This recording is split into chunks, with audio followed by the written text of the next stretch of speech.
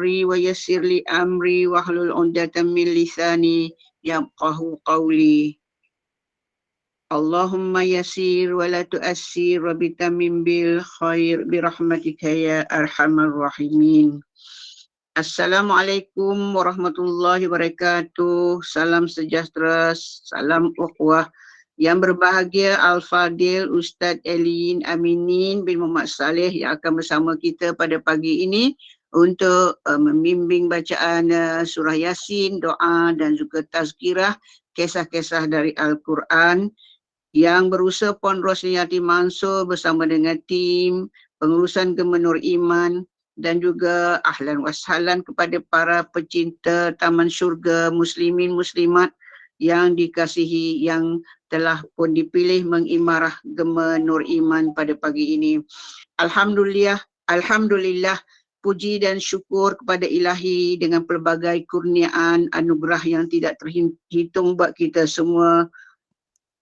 Selawat dan salam ke atas Nabi Muhammad sallallahu alaihi wasallam, keluarga serta sahabat baginda, dan kita doakan semoga perhimpunan kita, perjumpaan kita pada pagi ini diberkati, diredai dan diterima sebagai amal soleh oleh Allah Subhanahu wa taala. Bagi memberkati kuliah subuh kita pada pagi ini, dengan segala bangga mempersilakan Al-Fadil Ustaz untuk membimbing bacaan Ummul Kitab ila hadratin Nabil Mustafa Muhammadin sallallahu alaihi wasallam wa alihi wa ashabihi kiramil Fatihah. أعوذ بالله من الشيطان الرجيم بسم الله الرحمن الرحيم الحمد لله رب العالمين الرحمن الرحيم مالك يوم الدين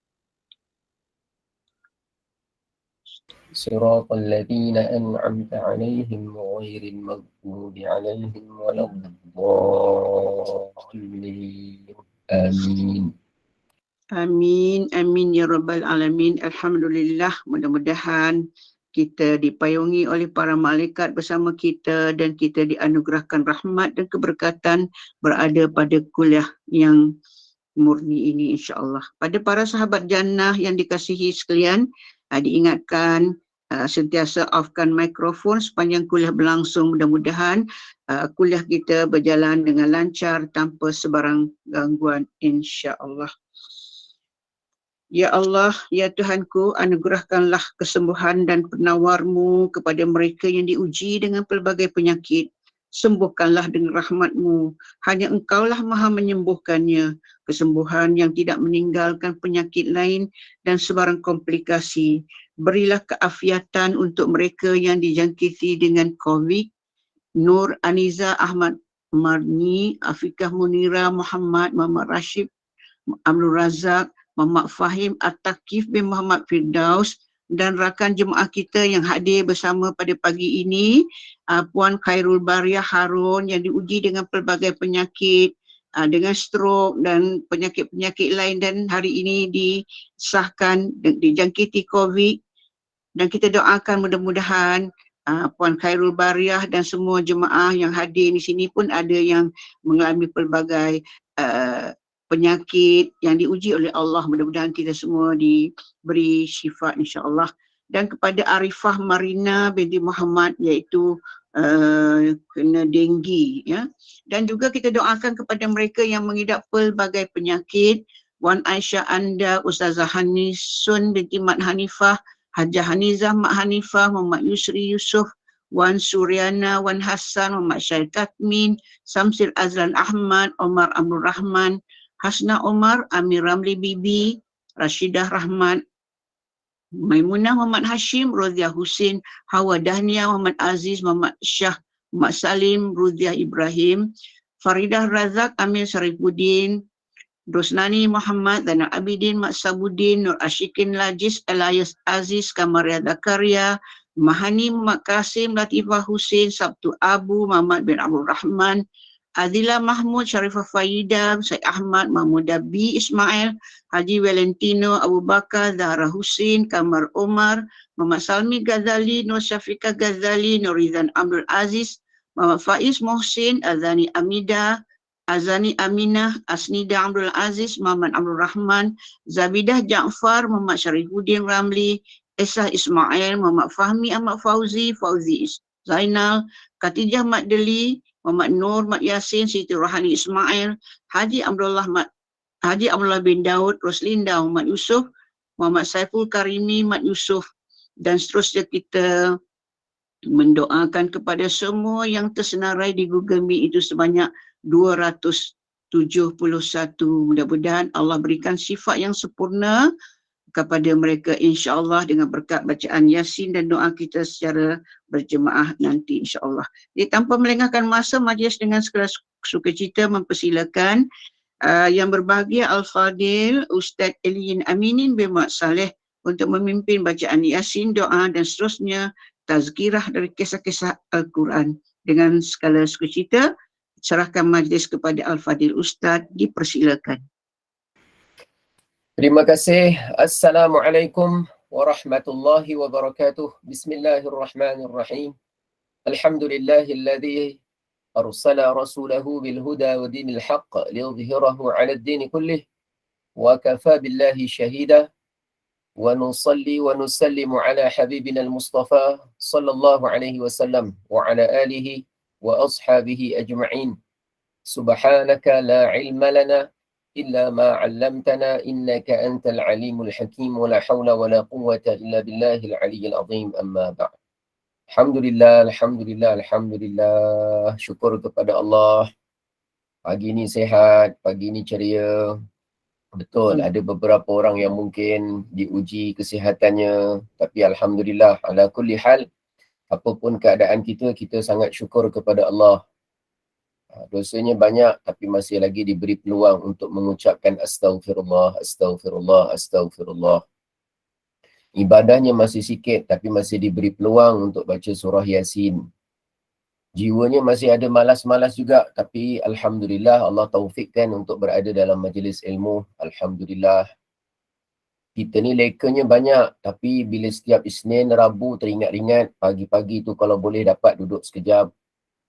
Kita ni banyak kelemahan, kekurangan, malah kesilapan, tapi Alhamdulillah, kadang-kadang kita jumpa 2-3 ayat Al-Quran yang memberi teguran kepada kita.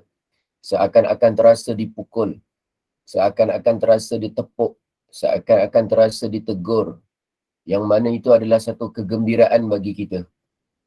Bila kita lebih mudah menjumpai, menemui, menyedari kesilapan kesalahan sendiri melalui pembelajaran dan ilmu, itu sebenarnya adalah tanda kasih sayang Allah kepada kita.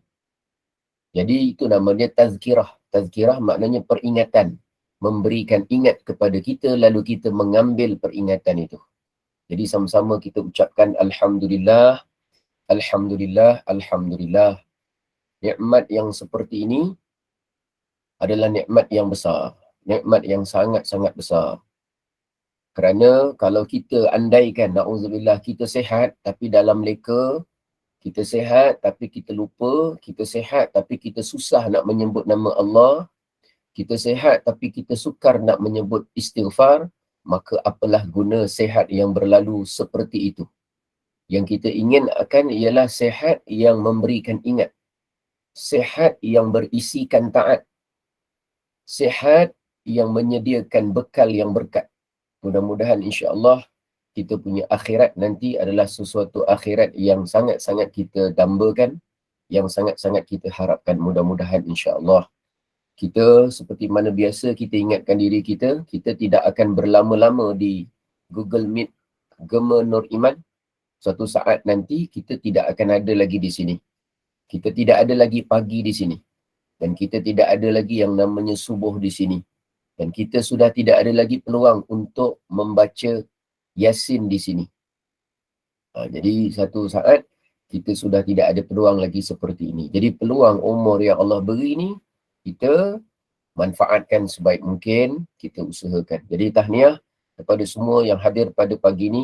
Saya doakan, walaupun tidak sebut namanya satu persatu, saya mohon kepada Allah, masing-masing diberikan ganjaran yang sebaik-baiknya oleh Allah. Kerana ada yang memberikan sumbangan tenaga selama ini, ada yang terus-terusan memberikan idea, ada terus-terusan yang memberikan kerjasama. Tak kurang juga ada yang memberikan sumbangan wang ringgit kepada Gema Nur Iman kerana mereka ingin melihat benda dan usaha ini berterusan. Berterusan, dapat terus dipergiatkan, dapat terus dikembangkan. Mudah-mudahan insya-Allah, kita doa mudah-mudahan walaupun kita telah pergi kembali ke rahmatullah, mudah-mudahan usaha yang baik itu berterusan untuk manfaat orang lain insya-Allah. Khairun nas anfa'uhum linnas. Rasulullah bersabda, sebaik-baik manusia adalah orang yang memberikan manfaat kepada orang lain. Jadi kalau kita nak jadi sebaik-baik orang, tak perlu masyhur, tak perlu popular, tak perlu mesti jadi penceramah atau orang yang diundang ke sana kemari. Tak perlu. Hanya memadai kalau kita boleh berperanan untuk memberi manfaat kepada orang lain, insya-Allah itu adalah yang terbaik. Itu adalah yang terbaik. Orang Arab mengatakan apa? Kun milhan wala takun zubaban. Jadilah kamu umpama garam. Apa dia? Jadilah kamu umpama garam. Ingat ni, pepatah orang Arab. Kun milhan. Jadilah kamu umpama garam. Kenapa garam? Garam ni kalau dia tak ada, orang cari. Kalau dia tak ada, terasa kurang. Kalau dia tak ada, macam tak lengkap. Tapi setelah dia ada, dia dah mencukupkan, dia dah berjasa, orang tak sebut. Itu kelebihan garam. Dari satu sudut lah analogi. Ini pepatah orang Arab. Kita ni kalau makan kari, ni sebelum kita baca Yasin Ustaz, pagi-pagi dah cerita makan kari, ya Allah Ustaz. Nak contoh ni bukan suruh makan kari. Nak suruh kita ambil manfaat ni. Kita ni kalau makan kari, tiba-tiba kari tu tak ada garam, langsung tak ada garam, kita akan tanya, karinya tak letak garam ke? Karinya tak letak garam. Bila tak ada, dicari. Tetapi setelah garam datang, garam dah memberikan jasa, sedap makanan tu, garam tak disebut. Akhirnya disebut apa? Ya Allah, sedapnya kari ni. Tak pernah ada orang sebut, ya Allah sedapnya garam ni. Orang dah tak sebut dah. Tak sebut. Sama juga contoh kalau kita makan sup. Makan sup, orang terlupa letak garam. Supnya tak letak garam ke? Bila tak ada, dicari kerana diperlukan. Tapi setelah garam datang, memberikan jasa dan peranan, setelah sedap kita makan, kita kata, sedapnya sup ni. Setakat ni saya tak pernah jumpa lagi orang makan sup sedap, dia kata sedapnya garam dia. Garam tak disebut. Jadi jadilah kamu umpama garam. Kemana-mana memberikan manfaat dan peranan, tetapi tidak menjadi keberatan kalau jasa kita tidak dihargai, atau tidak disebut, atau tidak ada apa-apa pun, maka kita berlalu dengan manfaat. InsyaAllah pagi ni kita baca surah Yasin. Ikhlaskan niat lillahi ta'ala, akhlisun niyata lillah, akhlisun niyata lillah. Kita ikhlaskan hati kita semata-mata kerana Allah. Kita doa mudah-mudahan amalan kita diterima. Kita tak nak muflis di akhirat. Orang yang muflis, orang yang banyak amal solehnya, lalu amal solehnya itu tergugur dengan sebab kejahatan-kejahatan dan kesilapan-kesilapan diri sendiri. Dan mudah-mudahan kita terpelihara insya-Allah. Astaghfirullahalazim alladzi la ilaha illa huwal hayyul qayyum wa atubu ilaih. Astaghfirullahalazim الذي لا إله إلا هو الحي القيوم وأتوب إليه أستغفر الله العظيم الذي لا إله إلا هو الحي القيوم وأتوب إليه. Semua baca sama-sama surah Yasin ya. Baca ikut sama-sama, yang memandu ikut sama-sama. Mudah-mudahan terbantu akan datang, kita boleh baca hafal tanpa melihat surah Yasin insya-Allah. A'udzu billahi minasyaitonir rajim. Bismillahirrahmanirrahim. Yasin wal Qur'anil Hakim. Innaka laminal mursalin.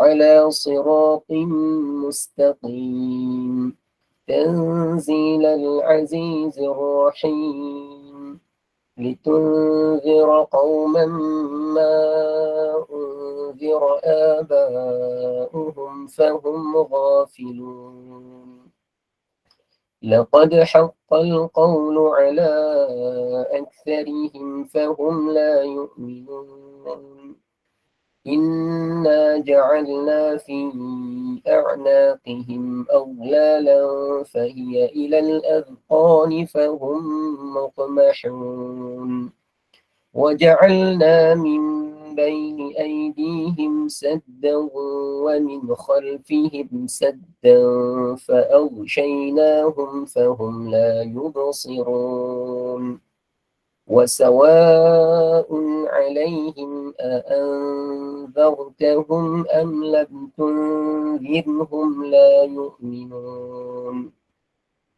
إنما تنذر من اتبع الذكر وخشي الرحمن بالغيب فبشره بمغفرة وأجر كريم إنا نحن نحيي الموتى ونكتب ما قدموا وآثارهم وكل شيء أحصيناه في إمام مبين واضرب لهم مثلا أصحاب القرية إذ جاءها المرسلون إذ أرسلنا إليهم اثنين فكذبوهما فعززنا بثالث فقالوا إنا إليكم مرسلون قالوا ما أنتم إلا بشر مثلنا وما أنزل الرحمن من شيء إن أنتم إلا تكذبون قالوا ربنا يعلم إنا إليكم لمرسلون وما علينا إلا البلاغ المبين قالوا إنا تطيرنا بكم لئن لم تنتهوا لنرجمنكم وليمسنكم منا عذاب أليم قالوا طائركم معكم أئن ذكرتم بل أنتم قوم مسرفون وجاء من أقصى المدينة رجل يسعى قال يا قوم اتبعوا المرسلين اتبعوا من لا يسألكم أجرا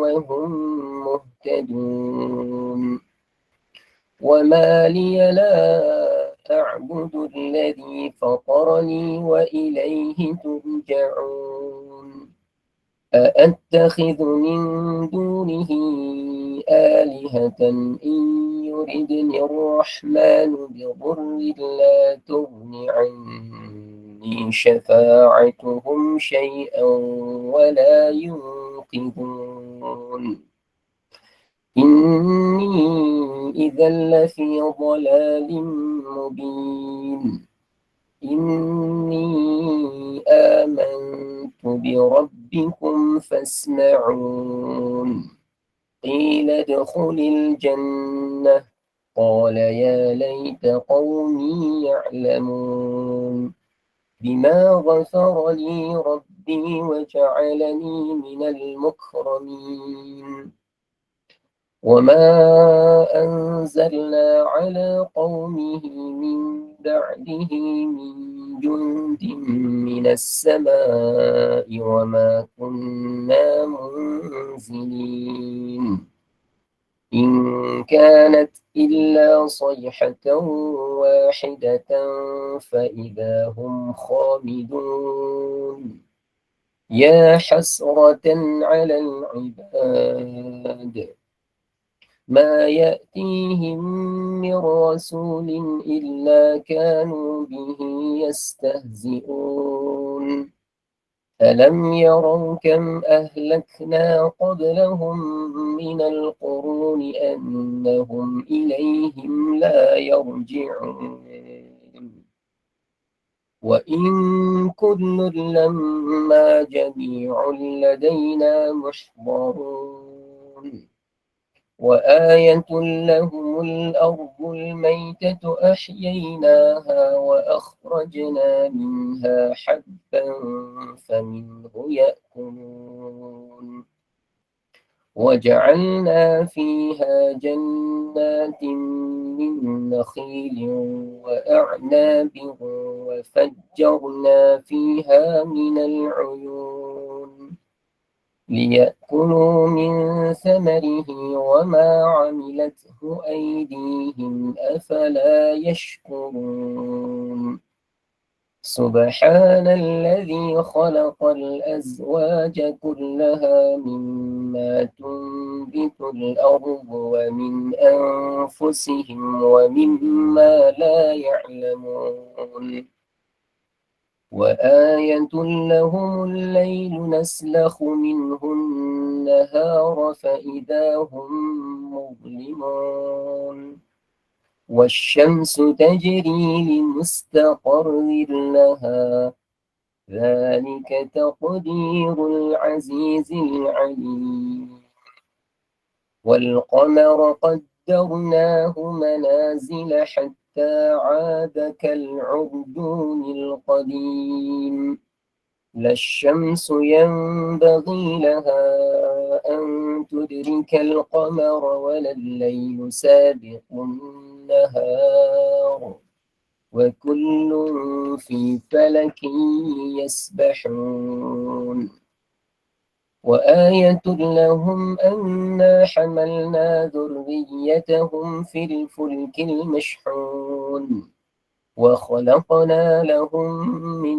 مثله ما يركبون وإن نشأ نغرقهم فلا صريخ لهم ولا هم ينقذون إلا رحمة منا ومتاعا إلى حين وإذا قيل لهم اتقوا ما بين أيديكم وما خلفكم لعلكم ترحمون وما تأتيهم من آية من آيات ربهم إلا كانوا عنها معرضين وإذا قيل لهم أنفقوا مما رزقكم الله قال الذين كفروا للذين آمنوا أنطعم من لو يشاء الله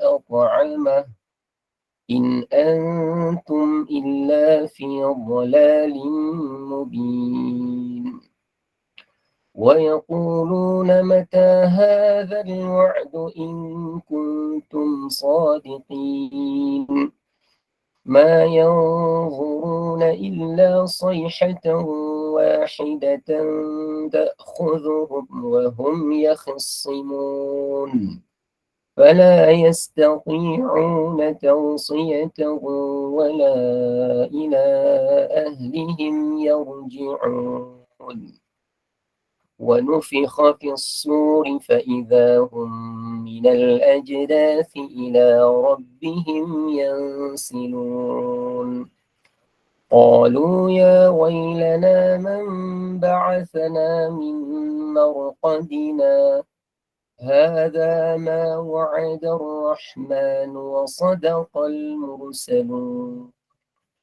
إن كانت إلا صيحة واحدة فإذا هم جميع لدينا محضرون فاليوم لا تظلم نفس شيئا ولا تجزون إلا ما كنتم تعملون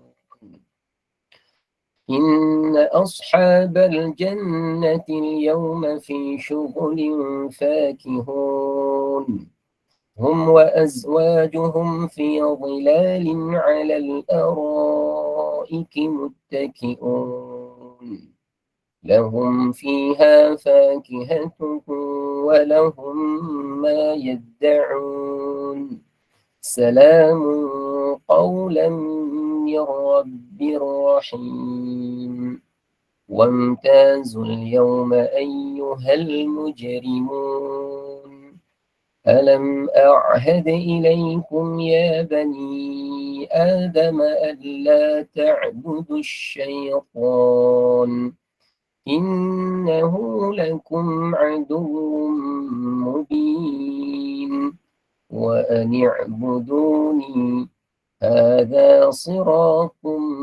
مستقيم ولقد أضل منكم جبلا كثيرا أفلم تكونوا تعقلون هذه جهنم التي كنتم توعدون اصلوها اليوم بما كنتم تكفرون اليوم نختم على أفواههم وتكلمنا أيديهم وتشهد أرجلهم بما كانوا يكسبون ولو نشاء لطمسنا على أعينهم فاستبقوا الصراط فأنى يبصرون ولو نشاء لمسخناهم على مكانتهم فما استطاعوا مضيا ولا يرجعون ومن نعمره ننكسه في الخلق أفلا يعقلون وما علمناه الشعر وما ينبغي له إن هو إلا ذكر وقرآن مبين لينذر من كان حيا ويحق القول على الكافرين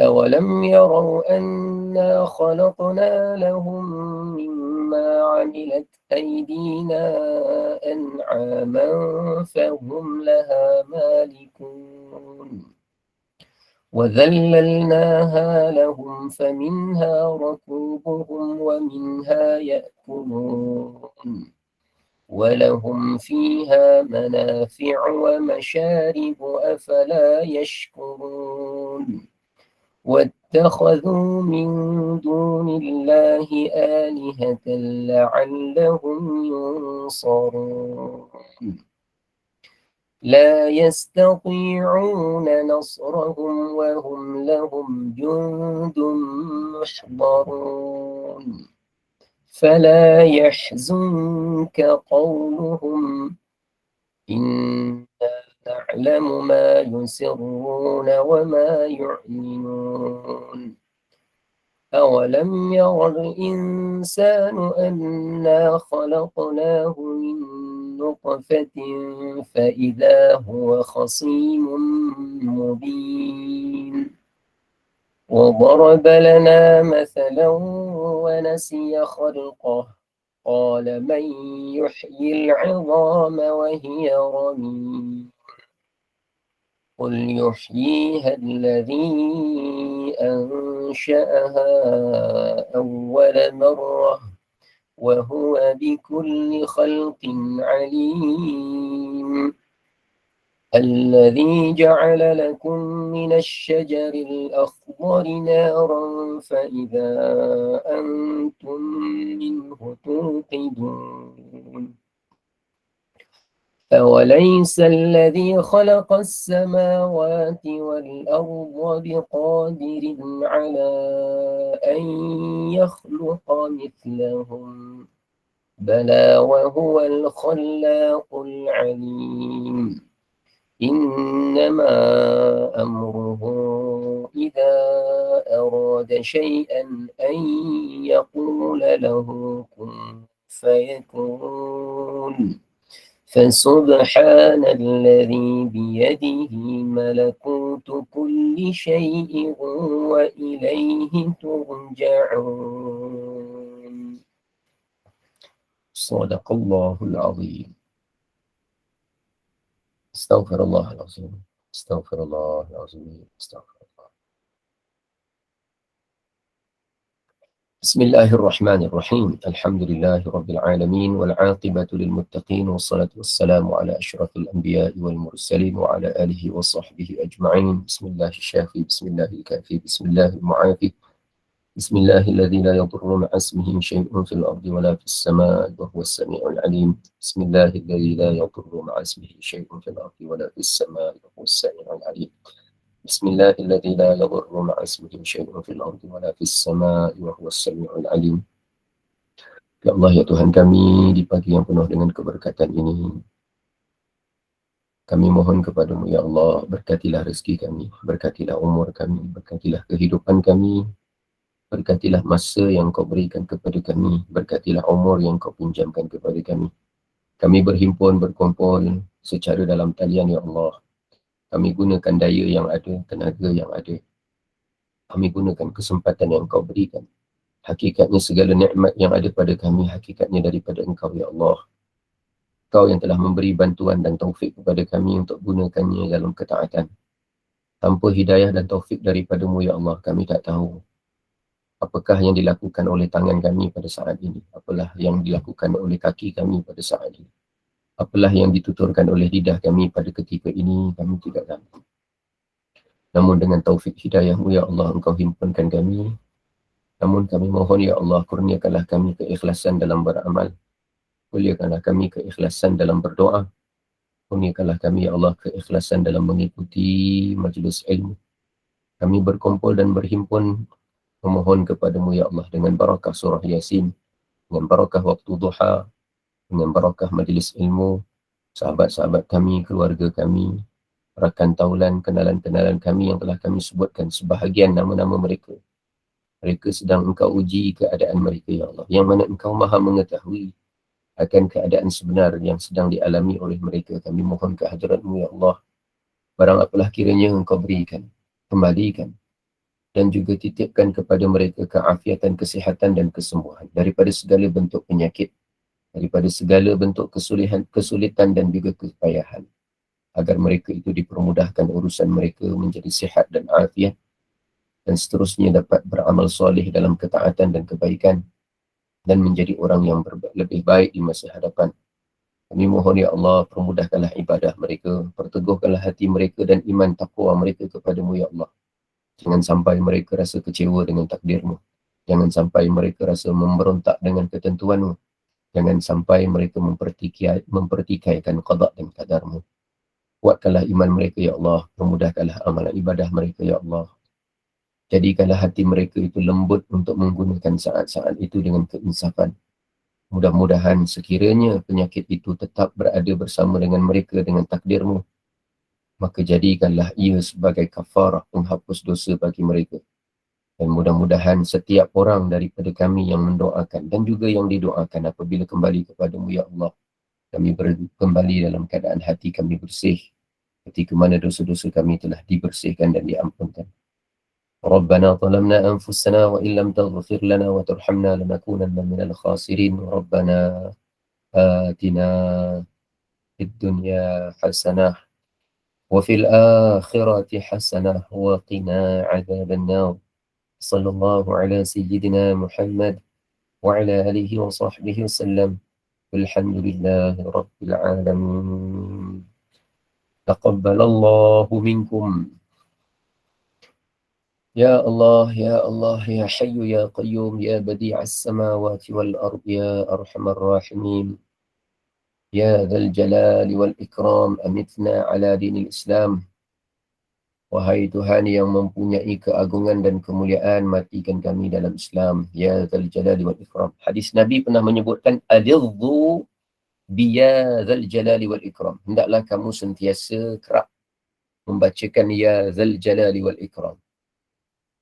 Ya Dzal Jalali wal Ikram. Boleh tambah hujungnya amitna ala dinil Islam. Matikan kami dalam keadaan agamanya agama Islam.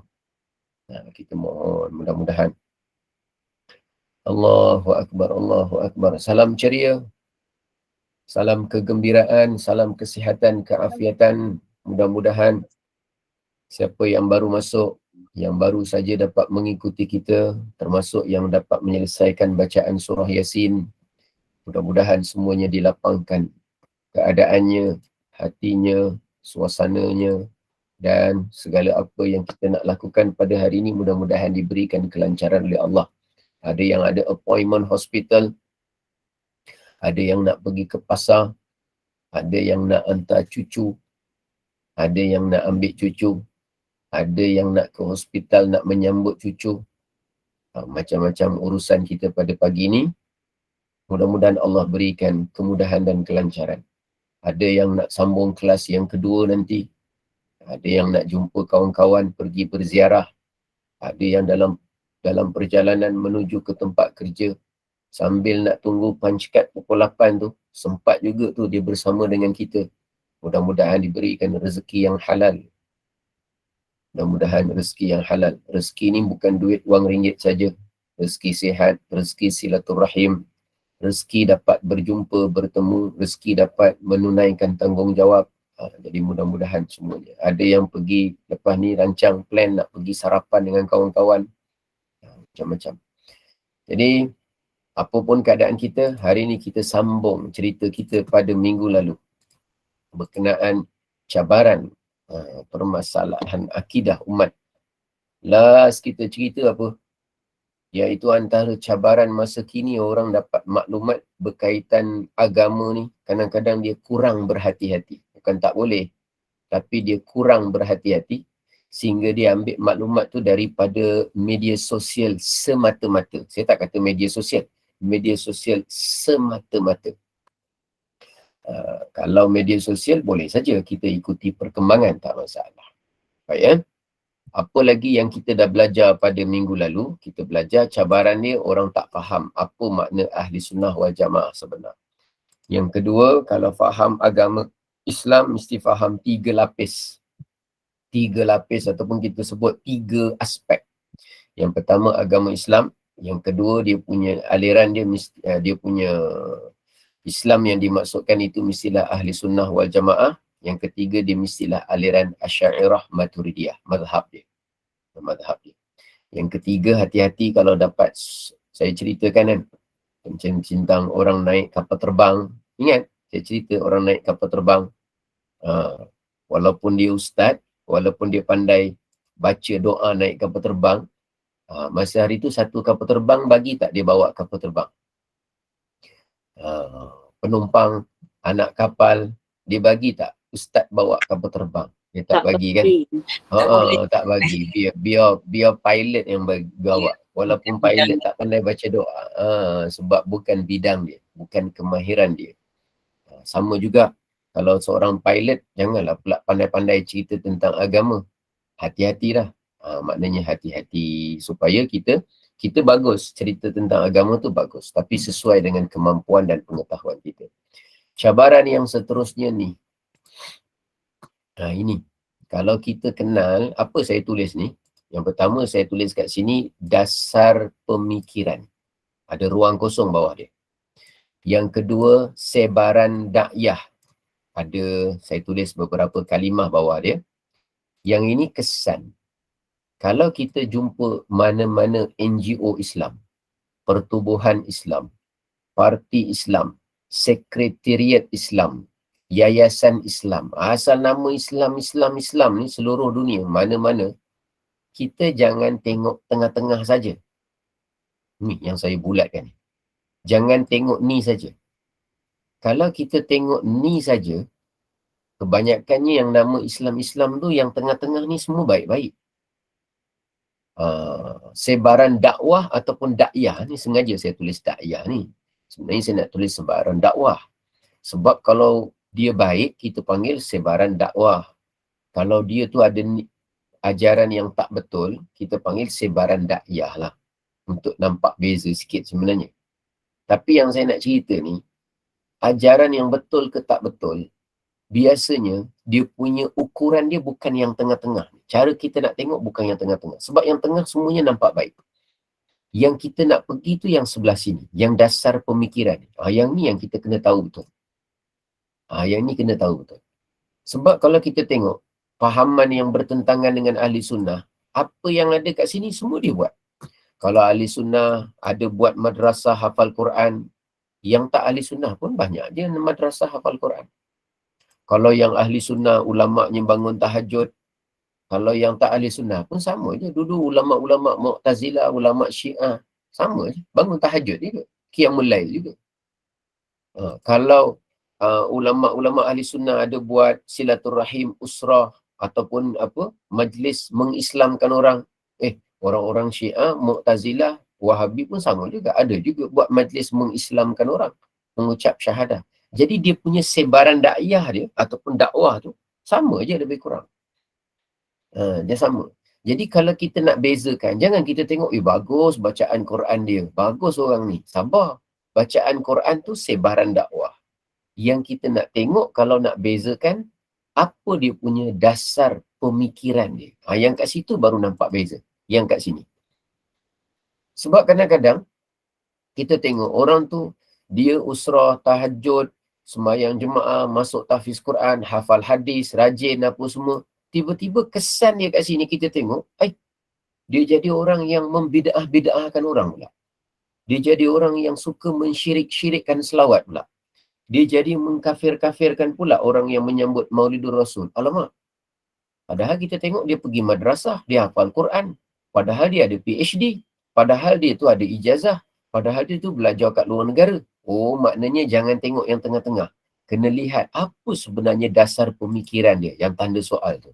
Yang inilah yang menentukan sifat dan hasil daripada pembelajaran dia. Jadi siapa yang nak join mana-mana persatuan ke, NGO ke, yayasan ke, sekretariat ke, pertubuhan ke, apa ke, ini antara kriteria yang kita kena hati-hati. Saya tak kata tak boleh. Dan saya pun bukan kata semua kita boleh. Tapi ambil berat. Ambil berat. Tu contoh ni cabaran tau. Cabaran maknanya apa? Susah juga ya Ustaz kalau kita tak kenal.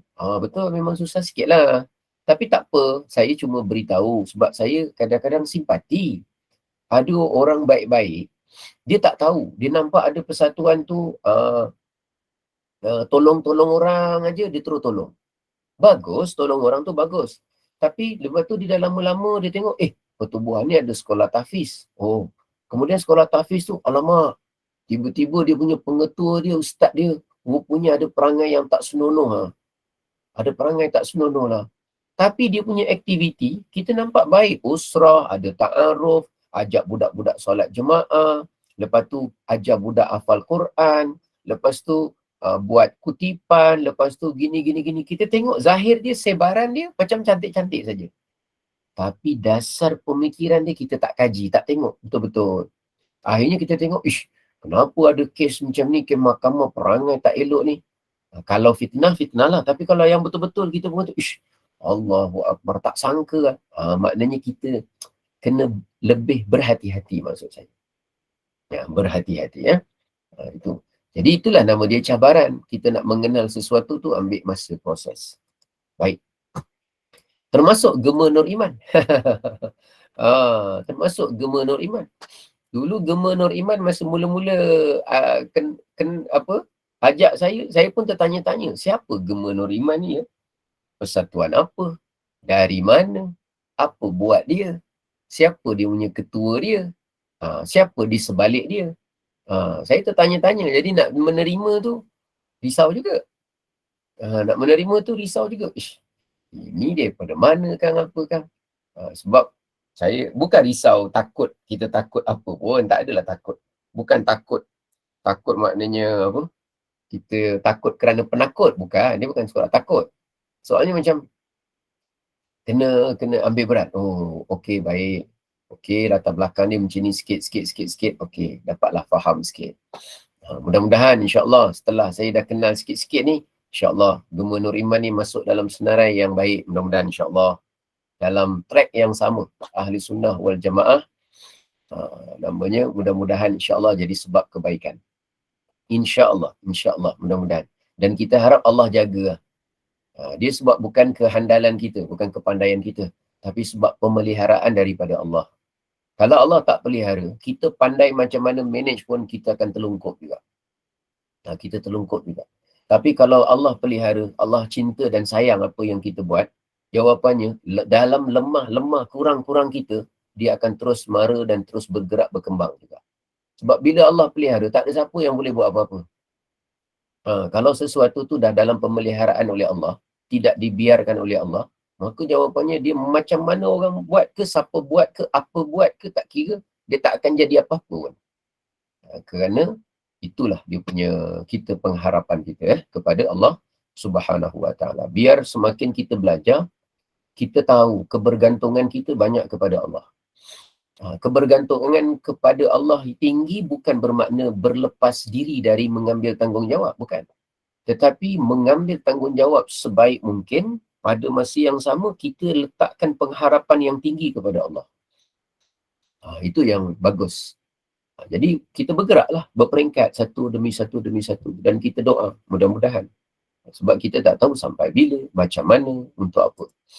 Yang susah nak jaga nawaitu hati kita. Baik, cabaran seterusnya. Dalam masyarakat kita, tentang ahli sunnah wal jamaah ni, kita ada 3 golongan yang kita kena hadapi. Kena sabar hadapi. Yang pertama namanya golongan orang awam, tapi dia jahil. Tapi kita tak boleh salahkan. Tapi dia jahil, kita nak buat macam mana? Kita kena sabar. Kena sabar untuk hadapi. Saya ada pengalaman kecil hadapi golongan yang macam ni. Bukanlah maknanya saya menghukum dia orang awam yang jahil atau kategorikan orang ataupun kelas-kelaskan orang. Bukan itu maksud saya. Tapi pengalaman tu menjadi saya belajar sesuatu. Contoh, saya pernah ceramah di satu tempat kuliah dekat area Pasir Gudang. Lepas saya ceramah,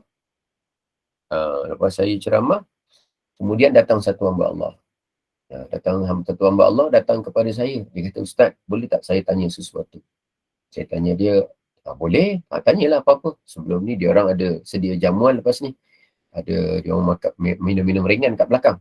Nak tanya apa? Dia kata, "Ustaz, yang Ustaz cerita tadi, hadis tu sebenarnya salah. Hadis tu sebenarnya begini. Jadi saya tanya dia balik, tuan sebenarnya nak tanya ke nak beritahu? Nak tanya ke nak beritahu? Kemudian dia kata, iyalah saya nak tanya. Dia kata dia nak tanya, tapi dia bukan tanya, dia nak beritahu. Okey, baik, saya tak apa, saya dengar lagi. So sebenarnya hadis tu begini. Oleh kerana dia cerita agak panjang, maka saya pun setelah dia selesaikan percakapan dia, saya pun kata, Tuan sebenarnya dapat maklumat daripada YouTube yang ni kan? Daripada orang yang ini kan? Tuan ikuti ceramah dia pada siri yang ini kan? Sekali bila saya cakap begitu, dia terkejut. Dia kata, dia tak cakap lah macam mana saya boleh tahu. Bila dia terkejut tu, reaksi muka dia, saya kata sumber yang tuan dapat tu saya tahu. Dan saya maklum. Dan memang sengaja saya ceritakan perkara tersebut sebab bendanya cerita yang betul, tetapi ada orang yang menganggap dan menghukum cerita tu cerita dusta. Jadi saya kena ceritakan juga kepada masyarakat dan saya kena sampaikan juga. Lepas tu dia kata, tapi Ustaz sebenarnya gini. Boleh, tapi kalau abang nak penjelasan lanjut, insya-Allah jom kita minum kat belakang, kita sembang. Jadi dia tak nak. Dia kata tak apalah, saya sebenarnya nak gerak. Dia kata, minumlah dulu kat belakang dengan saya. Duduk santai-santai. Jadi dia nak saya dengar percakapan dia, dan saya tengok dia agak ekstrim dengan pandangan dia. Saya pula anggap dia tu orang yang dah terpengaruh. Dia dah terpengaruh, tapi dia orang awam. Dia tak tahu sebenarnya, cuma dia copy paste. Cuma dia tak nak bagi peluang diri dia mendengar penjelasan. Saya tak nak orang yang macam ni. Kita tak boleh kata awak ni dah ikut ajaran sesat ni. Tak boleh lah. Atau kita kata awak ni siapa yang awak ikut ni tak betul. Jangan cakap terus tak betul lah, ajaran sesat lah, ataupun awak ni masalah. Jangan. kita punya pendekatan ialah rangkul dia dulu. Dan mesti bina hubungan yang baik dulu. Kadang-kadang seseorang itu lebih mudah untuk kita terangkan dengan pandangan yang berbeza sekiranya kita ada hubungan yang baik dengan dia. Dan kita pun tak perlu berhubungan buruk dengan sesiapa pun pada dasarnya. Jadi saya nak memulakan maksud saya tu dengan ajak dia minum sama dengan saya kat belakang. Tapi dia bergegas, agak berkeras, tak nak minum pun tak nak. Jadi tak apalah, saya fikir dia orang awam yang mungkin dia tak tahu. Tapi saya doa mudah-mudahan satu hari dia jumpa saya balik lah. Jumpa berkawan pun tak apalah, kalau pun tak setuju jumpa berkawan. Tapi saya memang nak tackle dia. Tackle tu dengan makna saya tengok dia memahami dengan cara yang salah. Cuma dia terburu-buru. Dia banyak sangat mengikuti secara tontonan semata-mata tanpa dia ada rujukan khusus. Tapi tak apalah. Cuma kita kesiankan kalau dia berkerah macam tu. Ya, itu cabaran yang nombor kuning yang saya sebut tu. Yang namanya dia orang awam, tapi dia jahil tu bukanlah maknanya dia terlalu, maksud saya tu dengan pandangan yang rendah, dia tu bodoh atau apa, bukan. Maksud saya dia tak tahu. Cuma dia tak bagi peluang diri dia untuk mendengar. Itu kurang. Yang kedua, kalau kita hadapi orang yang dia dah ikut ajaran yang sesat, yang salah. Dia ikut Wahabi, dia ikut Syiah. Tapi dia dah taksub. Dia dah taksub dah. Taksub ni maknanya dia dah memang keras. Tapi yang ni berat sikit. Sebab dia dah ada pendirian dah. Dia dah belajar dah. Dan dia memang ikuti. Dan dia menekuni. Dan dia juga menyebarkan. Dulu saya ada pengalaman. Ada sekali tu, ada pihak penjara telefon saya. Pihak penjara telefon. Assalamualaikum. Waalaikumsalam. Ni Ustaz Alien ke? Ya, saya bercakap. Siapa ni? Kami daripada penjara sekian. Saya tak sebutlah penjara mana. Oh ya. Ada apa tuan? Kami ingat nak bawa Ustaz ke penjara lah. Alamak, dalam hati saya kata, bila masa pula aku buat salah ni. Tuan, saya buat salah apa tuan nak pergi penjara? Bukan. Kami nak bawa Ustaz ke penjara nak ceramah. Oh, ceramah. Baik, nak ceramah kepada siapa? Kepada kaki tangan ke kepada orang tahanan? Dia kata kepada tahanan Ustaz. Dalam fikiran saya, wah, tahanan Okey. Kalau kepada kaki tangan lain sikit, dalam dewan adalah aircon, adalah adalah dewan dia ataupun bilik seminar ke apa. Tapi dia kata kepada tahanan. Orang tahanan mesti dalam, sebab penjara tu memang penjara yang agak ni sikit. Jadi saya dah terbayangkan dalam sel, kemudian masuk besi, masuk lagi kawasan besi, dia punya pintu jaring besi apa semua.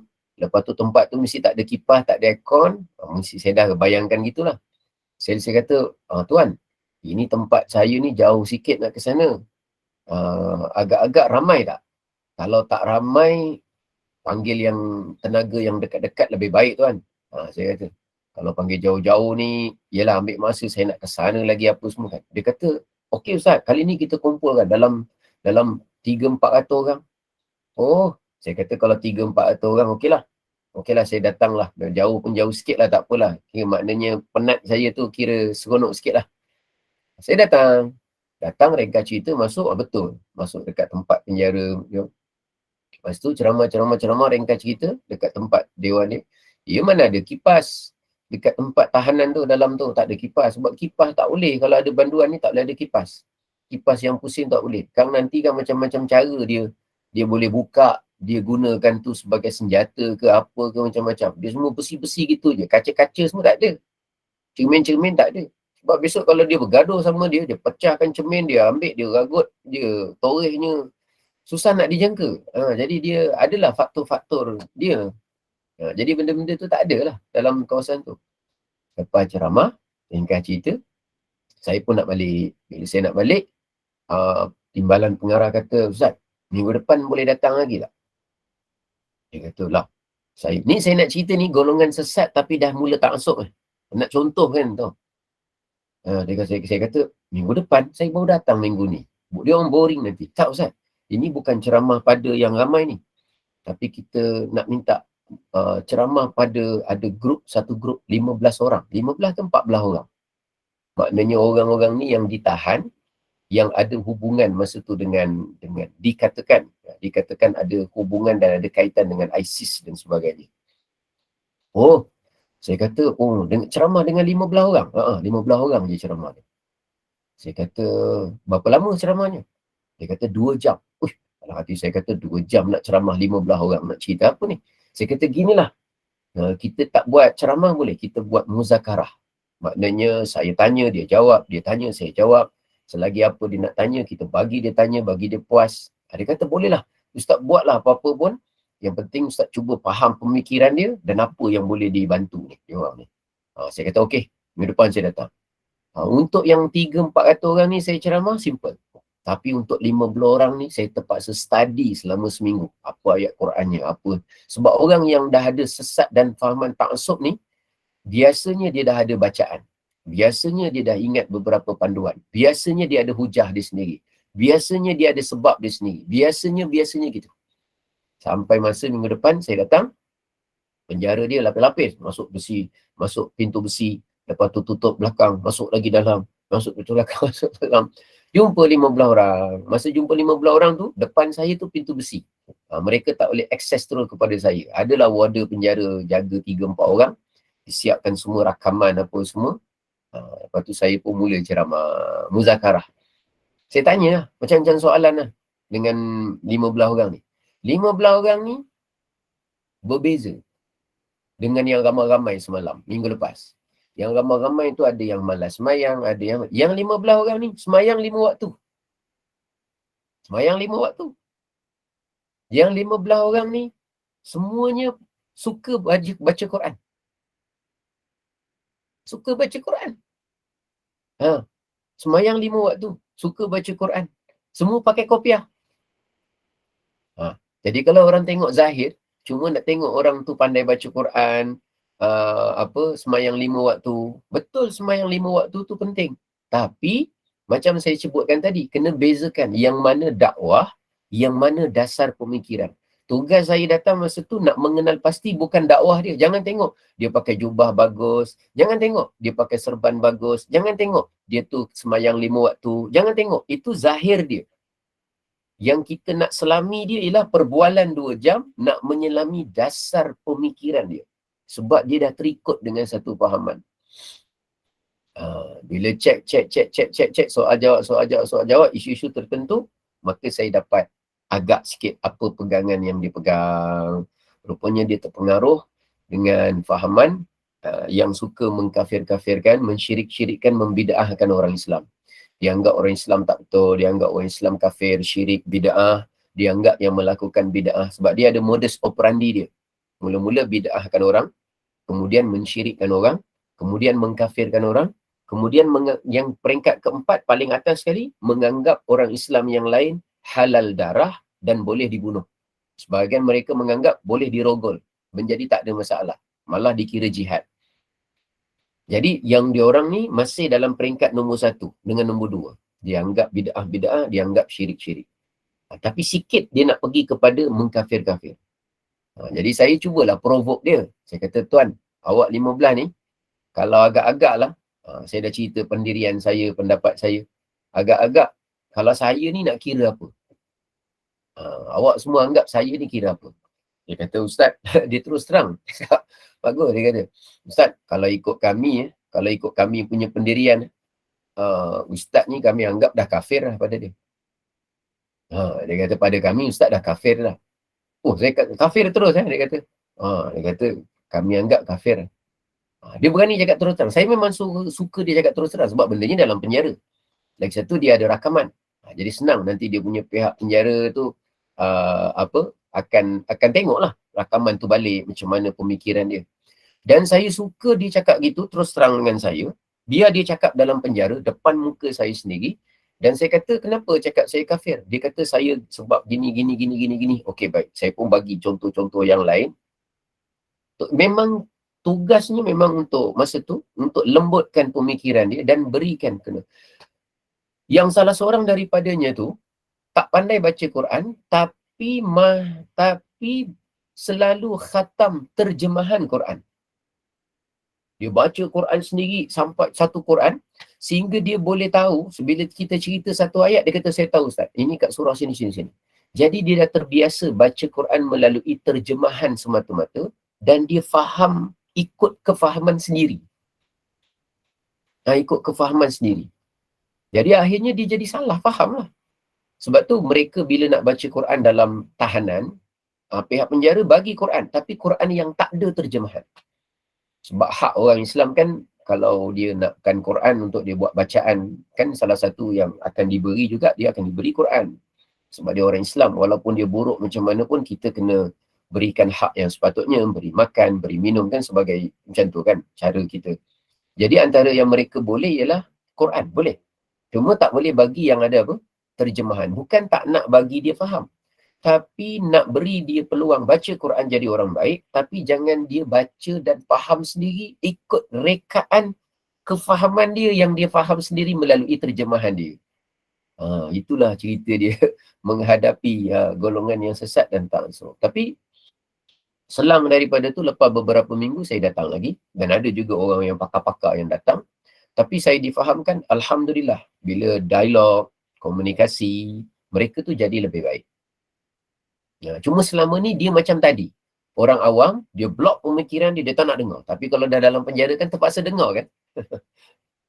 Kalau dalam penjara terpaksa dengar kan. Kalau dia tak respon, nanti dia jadi susah. Lambat dilepaskan ke, apa ke. Jadi, kadang-kadang bila hadapi yang macam tu, ada kebaikannya juga. Sebab tujuan kita bukan nak hukum dia ke apa ke. Kita nak dia kembali ke apa? Kembali kepada jalan yang betul. Sebab tu kadang tangkap tu ada positifnya juga. Tapi dengan syarat lah. Ada sesuatu yang dibuat yang positif untuk kebaikan orang tu. Sebab kalau dia terus jadi gitu, dia akan menyusahkan ramai orang. Tapi kalau dia jadi orang yang baik, dia akan memberi faedah kepada banyak orang. Sebab orangnya komitmen. Suruh semayang 5 waktu, dia jaga. Kita tak payah kat penjara, tak payah orang kerah-kerah suruh dia semayang ke. Tak payah. Kalau suruh dia masuk kat kawasan apa tu, tempat pertemuan tu, tak payah suruh dia buat apa-apa. Semua selipar dia susun cantik merata. Maknanya orang tak lihat dia macam, orang tengok muka, air muka dia pun, kira air muka boleh buat menantu lah.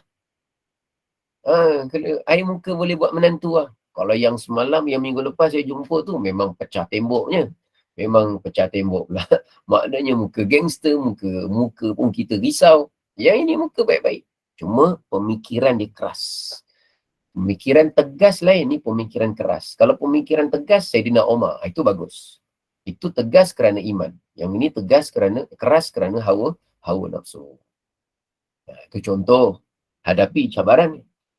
Dan golongan yang ketiga yang kita hadapi juga dalam masyarakat ialah ustaz yang lemah. Ustaz yang lemah ni bukan maksud saya memandang lemah kepada ustaz-ustaz ni. Bukan. Tapi kalau orang yang agamawan, tetapi dia lemah dalam bab memahami akidah, bila orang tanya dia, ustaz, kita ni kalau fahaman Wahabi tu macam mana ustaz?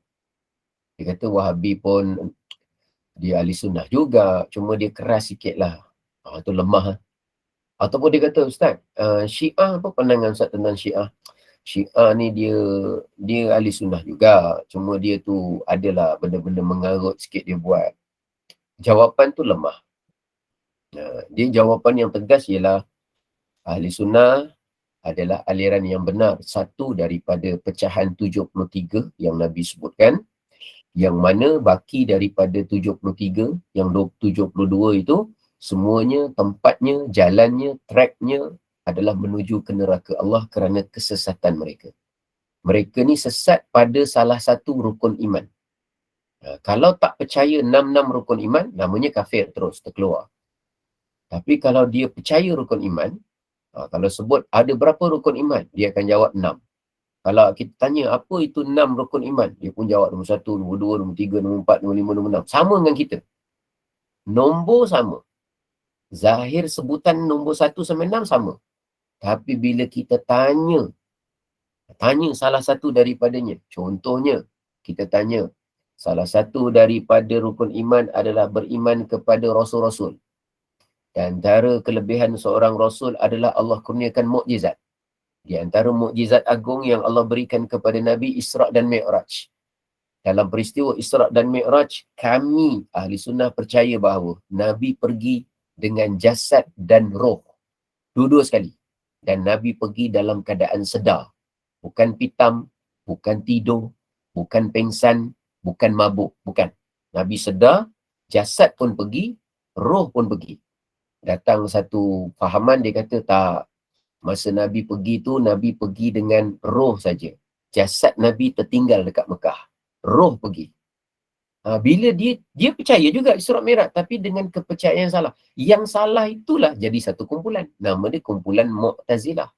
Itu contoh. Maknanya, bila datang satu orang, dia kata, tak apa, Wahabi pun ahli sunnah juga. Itu nama dia ustaz lemah. Lemah tu bukan lemah tubuh badan. Lemah pemahaman dia. Sehingga dia anggap semua sama saja. Tak boleh lah. Mestilah kita bersifat jujur dekat situ. Kita kena terangkan. Oh, yang ini sebenarnya ajaran yang menyimpang, tak boleh. Kita berpegang. Contoh, ada satu ajaran dia kata azab kubur tak ada. Tak ada yang namanya azab kubur.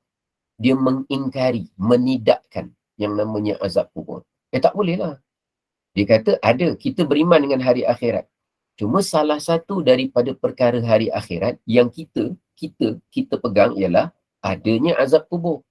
Adanya nikmat kubur. Mereka kata, kami beriman dengan hari akhirat, tapi azab kubur tak ada. Kan sama dia punya rukun iman ni, beriman dengan hari akhirat. Tapi inti dalam dia ada kesesatan. Itu yang kita nak kena perincikan. Sebab tu kalau ajaran yang 72 tu, kalau secara zahir, dakwah dia sama je. Tuan-tuan, kembalilah kepada Al-Quran dan Sunnah. Macam sama je.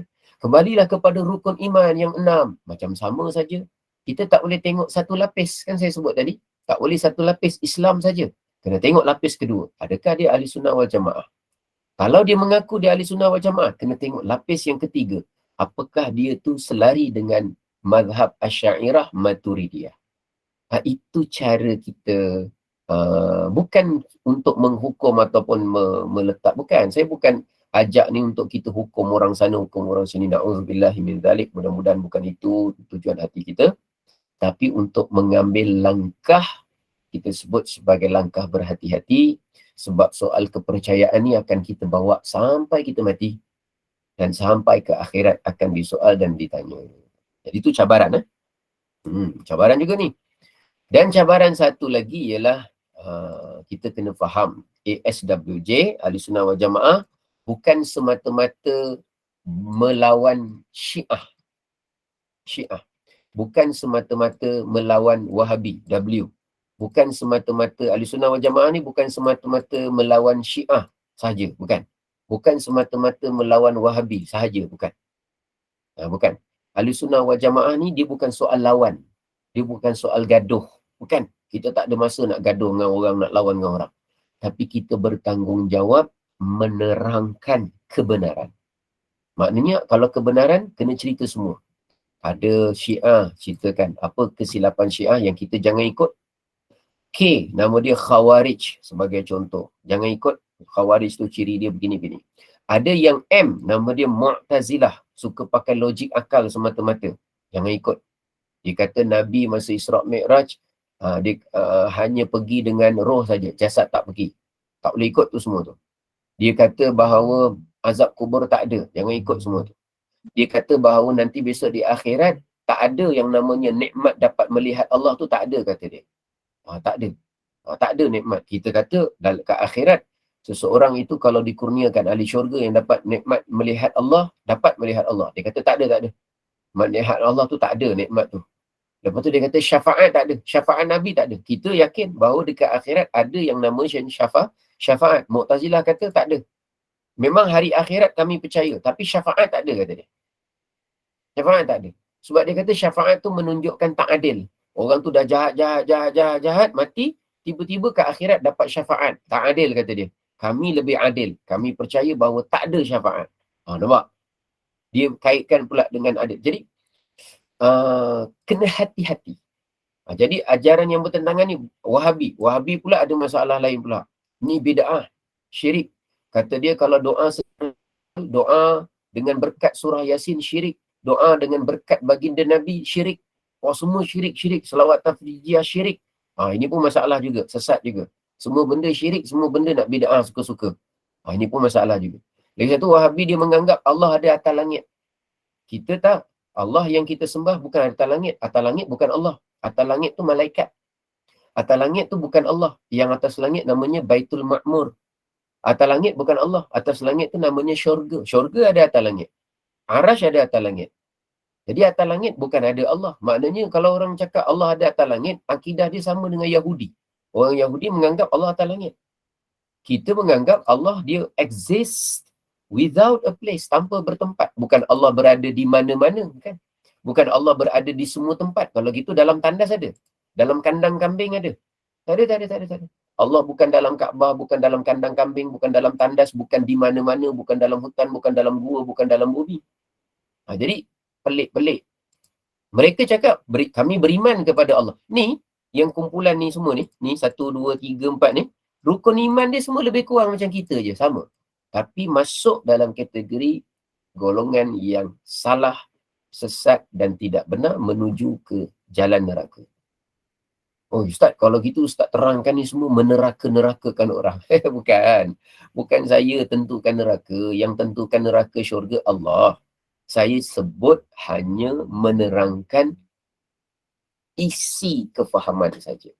Tentang neraka syurga bukan kerja saya. Itu kerja Allah. Bukan saya tentukan yang ini akan masuk neraka. Bukan. Saya cakap, pemahaman itu membawa seseorang itu kepada jalan neraka Allah. Sebagaimana yang diterangkanlah banyak dalam hadis-hadis Al-Quran. Cuma cabaran kita sekarang ialah kita nak belajar dengan ustaz siapa, dengan kitab mana, di madrasah apa, pertubuhan apa, kelas online mana, YouTube mana. Kita ambil langkah berhati-hati. Berhati-hati. Dan bukan tugas saya nak tentukan, Ustaz Elin, ini channel ni saya bukanlah penentu ataupun yang membuat keputusan. Cuma kita boleh belajar sikit demi sedikit. Jadi mudah-mudahan ini sebagai perkembangan sikit-sikit. Bawah-bawah ni ada cerita panjang lagi yang saya nak cerita ni. InsyaAllah akan datang, ada rezeki, kita sambung cerita-cerita kita berkenaan dengan cabaran semasa. InsyaAllah akan tambah pemahaman kita. Akan tambah kita punya maklumat kita insyaAllah. Sikit-sikit kita akan faham, oh macam tu pernah berlaku, oh macam tu rupanya cabaran dia. Tapi kita kena sabarlah sikit. Saya cuba terangkan berperingkat demi peringkat. Mudah-mudahan sambil-sambil tu kita selit apa yang ada dalam Quran, apa yang ada dalam hadis yang memberi sokongan kepada apa yang kita sampaikan. Wallahu a'lam bishawab. Mudah-mudahan manfaat, mudah-mudahan barakah. Terima kasih, jazakumullah. Semoga Allah berkati semua perjalanan hari ini. Mudah-mudahan semuanya lancar, ilmu bertambah, dan dengan kesabaran kita, ketekunan kita, tolong ajak lagi kawan-kawan kita, sahabat kita, kawan-kawan grup-grup kita, cakap dia, jom ikuti. Pagi ni kita banyak maklumat kita nak kongsi. InsyaAllah hari Rabu pun sama. Tak apalah, sabar sikit. Kita sabar sikit dengan keadaan tergesa-gesa pagi di awal hari tu. InsyaAllah ada ilmu yang bermanfaat, insyaAllah. Terima kasih, jazakumullah. Saya serahkan semula kepada pengacara, silakan. Alhamdulillah wa syukurillah, amin, Allahumma ya amin. Jazakallah khairan kasiran Al-Fadil Ustaz Elin Aminin bin Muhammad Saleh yang memimpin bacaan Yasin, doa dan kisah dari Al-Quran pada pagi ini. Mudah-mudahan segala doa permohonan kita diijabah oleh Allah yang diuji dengan pelbagai segala urusan.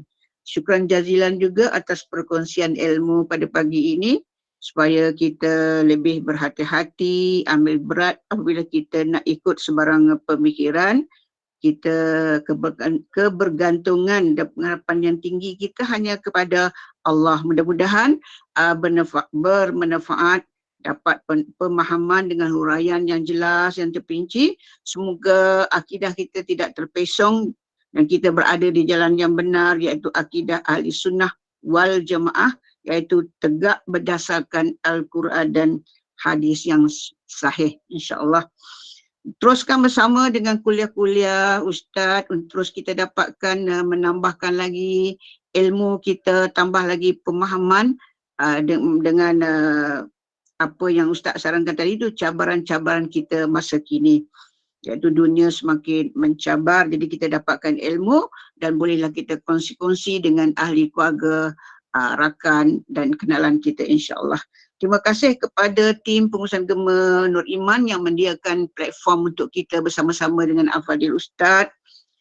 Syukran jazilan juga pada semua sahabat pencinta Al-Quran yang mengimarahkan kuliah pagi ini. Mudah-mudahan Allah tingkatkan keimanan kita, jadikan kita insan yang bersyukur saat kita diberi saat, bersabar saat kita diuji dengan dugaan dalam kehidupan kita. Semoga Allah mudahkan segala urusan kita untuk dunia dan akhirat, insya-Allah. Jadi untuk kuliah pada hari ini pada pukul 9:30 pagi kita bersama dengan Al-Fadil Ustaz Dr. Ashraf Suharin, Kitab Hadis Sahih Terbukti Masa Kini. Pukul 2 petang Muslimah bersama dengan Ustazah Helen untuk kelas tahsin. 5:15 sekali lagi jangan lupa kita bersama lagi dengan Al-Fadil Ustaz Elin Aminin untuk tahsin Al-Quran. Jadi yang nak baiki bacaan Quran, bersamalah dengan kita di kuliah 5:15 bersama dengan Al-Fadil Ustaz nanti. 8 malam bersama dengan Al-Fadil Ustaz Imam Muhammad Nazri, Imam Masjid Negara untuk Tadabbur Al-Quran. Dan 9:15 bersama dengan Al-Fadil Major Ustaz Umar Naim bin Haji Ahmad Al-Hafiz, iaitu pengajian berkitab. Jadi teruskanlah sekiranya ada peluang, ada ruang bersama dengan kuliah-kuliah yang telah kita sediakan. Dan sebagai penutup tirai kuliah kita pada pagi ini, sekali lagi dipersilakan Al-Fadil Ustaz Elin Aminin untuk menutup kuliah kita dengan tasbih kafarah dan surah Al-As. Dipersilakan. Subhanakallahumma wa bihamdika asyhadu an la ilaha illa anta astaghfiruka wa atubu ilaik. Bismillahirrahmanirrahim. Wal 'asr innal insana lafi khusr illa alladhina amanu wa 'amilus solihati wa tawasaw bil haqqi wa tawasaw bis sabr. Shadaqallahu. Amin ya rabbal alamin. Terima kasih Ustaz. Terima kasih semua. Terima kasih. Assalamualaikum warahmatullahi wabarakatuh. Assalamualaikum warahmatullahi wabarakatuh. Terima kasih Ustaz. Terima kasih Terima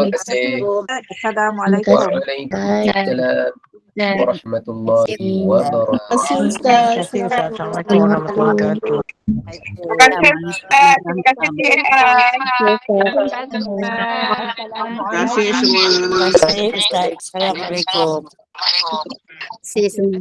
Assalamualaikum warahmatullahi wabarakatuh.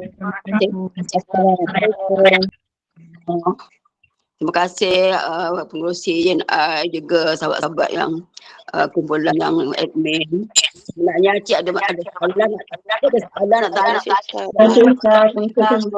Assalamualaikum. Sebenarnya Assalamualaikum. Cik tanya soalan. Cik Ha. Cik Ha duduk dalam gelap. Buat apa Cik Ha? Babai nampak babai tu tapi Cik Ha gelap tu. Amboi Cik Ha. Cik Ha dalam bilik. Tak pasal lampu. Aduh. Istiqomah dalam bilik. Alhamdulillah. Datang baru baik. Daripada Kita pun dalam bilik juga. Oh. Jadi kita dalam bilik pukul 8 kita tubik lah.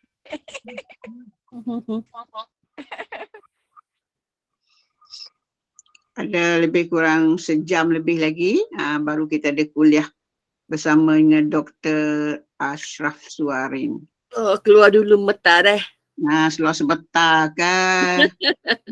buat apa-apa ke. Buat gapo sikit tak tahu. Buat gapo. Keluar lah duk kurung dari bilik ni. Anak salam di tidur dah belakang tak ni. Keluar rumah lah. Tubik dulu. Tubik. Tengok pokok-pokok di luar. Tubik dulu. Basuh tangga kucing jalan-jalan malam. Waalaikumsalam Rosman. Wabarakatuh, Cik Ma. Puan Moda. Moda ada ke tu?